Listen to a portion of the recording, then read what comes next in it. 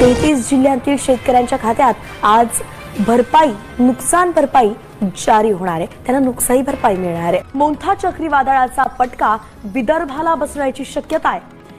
पश्चिम मध्य बंगालच्या उपसागरात निर्माण तर जय महाराष्ट्र शेतकरी मित्रांनो, तुम्ही आता बातमी जी ऐकली त्या पद्धतीने आता तुम्हाला सांगतो। बघा इकडे काय आहे तर 33 जिल्ह्यातील शेतकऱ्यांच्या खात्यात आज भरपाई नुकसान भरपाई जाहीर होणार आहे। तर त्यांना नुकसान भरपाई मिळणार आहे। मोठा चक्रीवादळाचा फटका विदर्भाला बसण्याची शक्यता आहे।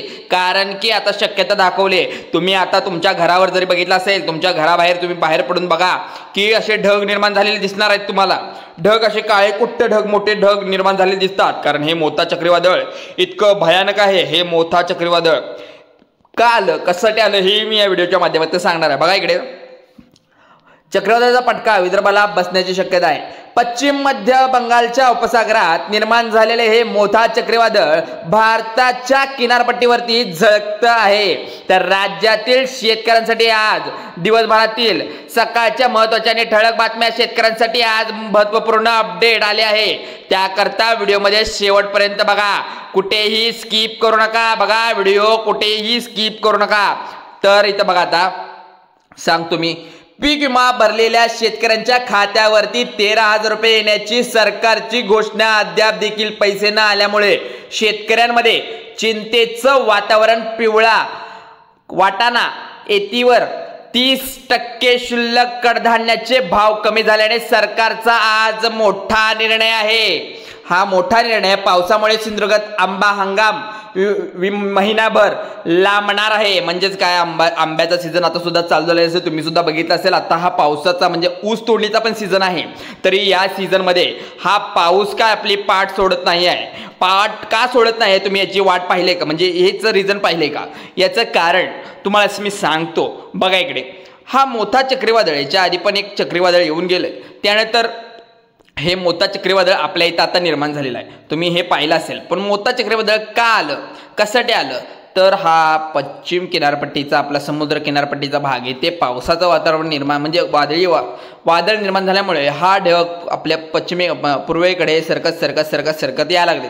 मग ते मराठवाडा असू दे, पश्चिम महाराष्ट्र असू दे किंवा विदर्भ साईड, सर्व ठिकाणी पाऊस सापडत आहे। त्यामुळे आता इथे कडधान्य भाव असले झाले, सरकार मोठा निर्णय, पावसामुळे सिंधुदुर्ग हंगाम लांबलेला आहे बघा इथं। त्यामुळे सर्व ठिकाणी फटका बसतो। आता बघा खानदेशी केळीची किंवा आवक कमी झाली आहे। इथं सुद्धा 125 रुपये 250 रुपये क्विंटल दराने विकली किट सोयाबीन असेल खरेदी 15 नोव्हेंबर पासून चालू केली आहे। आजपासून नोंदणी सुरू आहे।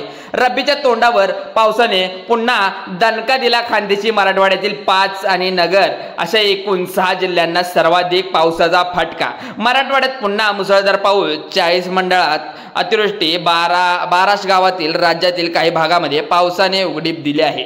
तरी पावसाने आता उघडीप दिली आहे।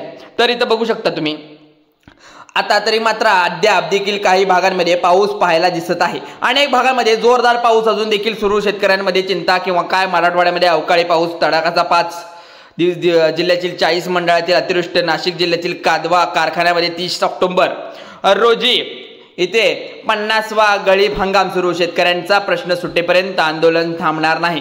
सरकारने नागपुरात येऊन चर्चा करावी। बच्चू कडू यांचं मोठं वक्तव्य।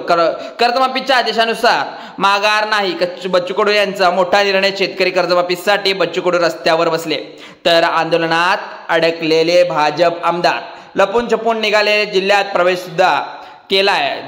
दडून बसलेल्या फडसांना सातबारा करावे लागले।